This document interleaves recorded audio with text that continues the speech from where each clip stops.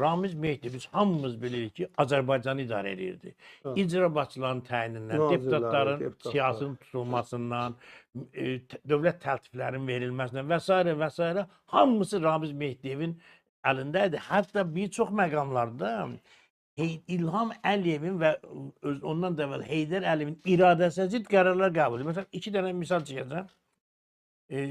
Bundan əvvəlki prezident parlament seçkilərində yazıcı İlham Əliyev dedi ki, biz Azərbaycanda elə bir seçki keçirmək istəyir ki, bütün dünya bunu qəbul eləsin. Və parlament özü qərar verdi ki, indiki parlament Azərbaycanda islahatların həyatını keçirməsinin qarşısında duran ən böyük əngəldir. Və oradakı həm müxalifət dırnaqarası, müxalifətdən olan parlamentin üzvləri, həm də digər parlament üzvləri hamısı bəyanat edir, biz növbəti parlament seçimində iştirak eləməyəcəyik. Amma o vaxt Ramiz Mehdiyev hətta artıq çıxmışdı şeydən, amma akademik prezident.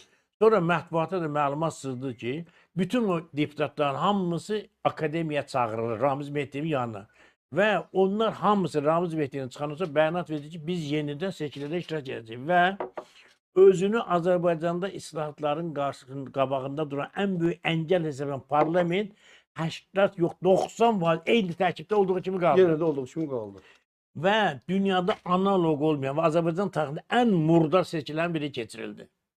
Düzdür, İlham Əliyev məcbur oldu ki, o seçkiləri müdafiə etsin. Çünki artıq bilirsiniz də siyasət belədir ki, bəzən reallıqlarla hesablaşmaq lazımdır. Amma İlham Əliyevin dediyi qaldı qıraqda, Ramiz Mehdiyevin dediyi və həmin deputatlar hamısı qeyri-qanuni olaraq seçildi gətirib parlamentə.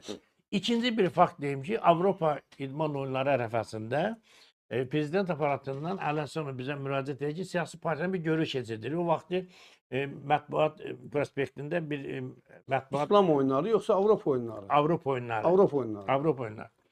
Və biz oraya yığışanda, elə bu oyunlardan danışmağa başlayanda Əli Həsənov dedi, mən prezidentin göstərişi ilə buradayım. Prezident artıq Azərbaycanda müxalifətin geniş tərkibdə parlamentə düşməsini istəyir. Prezident istəyir ki, Azərbaycanda tamamilə yeni bir siyasi situasiya yaransın. Ona görə də hazırlaşın. Xüsusən partiya sədrləri hamısı buraxılacaq. Seçkiyə əsas bir 30-40 nəfər partiya sədri seçkilərdə, yəni parlamentə düşməsinə heç bir əngəl olmayacaq. Ona görə də demokratik bir seçkiyə hazırlaşın. Bizim özümüz də təəccübləndik. Həmin vaxtda Ramiz Mehdiyev qısılmışdı, işə çıxmırdı.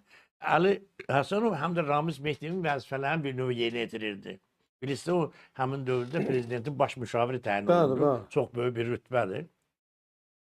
Bundan 2-3 həftə sonra, orada geniş müzakirələr oldu. Müzakirədən sonra bu qərara gəldi ki, bu məsələni 2-3 həftədən sonra bir də müzakirə edək. 2-3 həftədən sonra yenidən bir yerə yığışdıq. Artıq Ramiz Mehdiyev işə qayıtmışdı.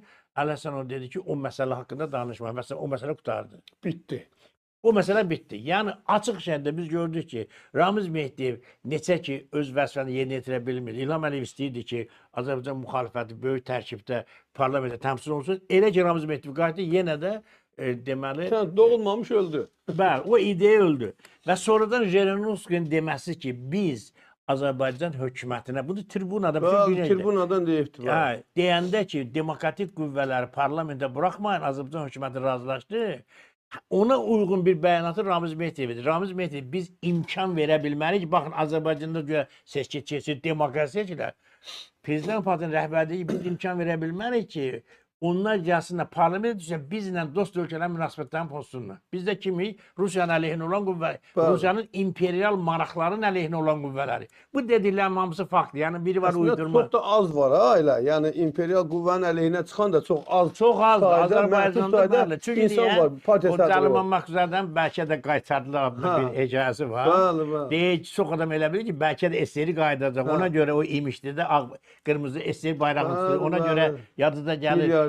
Koronavirus vaxtı bir panikanın qabağında Sovet hökumətinin bayrağını geymiş bir nəfər xulqanlıq elədi. Televizorla gecə-gündüz onu göstərdi. O bayraqda, SSR bayrağında. Məqsəd o bayrağı cəmaatın gözünə soxmaqdır. O xulqanlıq elədi.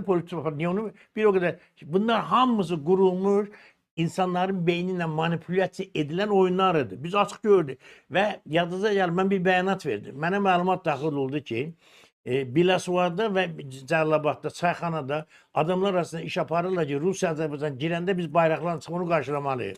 Bununla bağlı mən bəyanat verdim, Milli Təhlükəsizlik Komitəsinə müraciət elədim ki, Qardaşım bu Cəlilabadda və şeydə çayxanalarda Rus qoşunlarının Azərbaycana girməsini qarşılamaqla bağlı təbii bu nə deməkdir? Və mənim aldığım məlumat ki, icra başçısına yaxın olan adamlar o iş aparırdı da. Qardaşı dedi, nə kimdir ki, bu iş aparırlar ki, əgər Ruslar bizə girsələr, o vaxtilə 10 minlik qızı orada. Bəli. Yəni bunun hamısı mətbuatda deyilən şeylərdir və s.